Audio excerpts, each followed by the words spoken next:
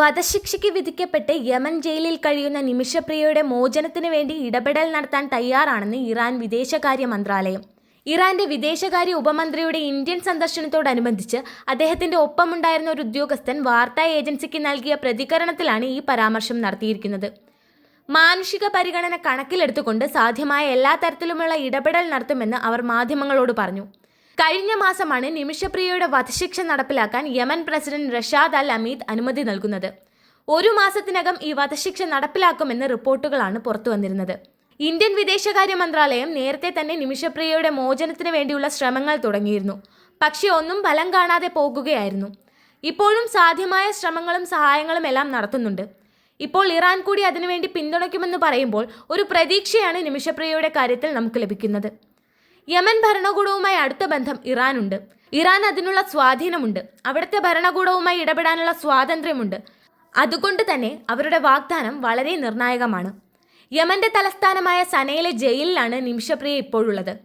Yemen പൗരനെ കൊലപ്പെടുത്തിയ കേസിലാണ് നിമിഷപ്രിയയ്ക്ക് വധശിക്ഷ വിധിച്ചത്.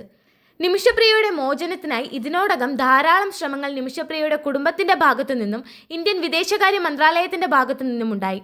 കൊല്ലപ്പെട്ട യമൻ പൗരൻ തലാൽ അബ്ദു മെഹ്ദിയുടെ കുടുംബവുമായും അദ്ദേഹം ഉൾപ്പെടുന്ന ഗോത്ര തലവന്മാരുമായും മാപ്പപേക്ഷയ്ക്കായി നടത്തിയ ശ്രമങ്ങൾ ഫലം കാണാതെ വന്നതോടെയാണ് വധശിക്ഷ നടപ്പാക്കുന്നത്. ഡൽഹി ഹൈക്കോടതിയുടെ അനുമതിയോടെ നിമിഷപ്രിയയെ കാണുന്നതിനായി നിമിഷപ്രിയയുടെ അമ്മ യമനിലേക്ക് പോയിരുന്നു. ശിക്ഷാവിധിക്കെതിരെ നിമിഷപ്രിയ നൽകിയ അപ്പീൽ യമൻ സുപ്രീം കോടതി തള്ളിയതിനെ തുടർന്ന് നൽകിയ ദയാ ഹർജിയും തള്ളപ്പെട്ടു. തുടർന്ന് ദിയാദാനം നൽകി ഒത്തുതീർപ്പ് നടത്താനുള്ള ശ്രമങ്ങളും വിഫലമായി. 2017 കേസിനാസ്പദമായ സംഭവം നടക്കുന്നത്. നിമിഷപ്രിയ നഴ്സായി യമനിൽ ജോലി ചെയ്യുകയായിരുന്നു. അവിടെ തന്നെ വെൽഡറായി ജോലി ചെയ്തിരുന്ന അവരുടെ ഭർത്താവ് 2014 നാട്ടിലേക്ക് വന്ന ശേഷം ഒരു യമൻ പൗരനുമായി ചേർന്ന് നിമിഷപ്രിയ ഒരു ക്ലിനിക്ക് ആരംഭിച്ചു. ക്ലിനിക്കിന്റെ സാമ്പത്തിക വിഷയത്തിൽ ഇരുവരും തമ്മിലുണ്ടായ തർക്കമാണ് കൊലപാതകത്തിലേക്ക് നയിച്ചത്. നിമിഷപ്രിയയും കൂട്ടുകാരിയും ചേർന്ന് യമൻ പൗരനെ മരുന്ന് കുത്തിവെച്ച് കൊല്ലുകയായിരുന്നു.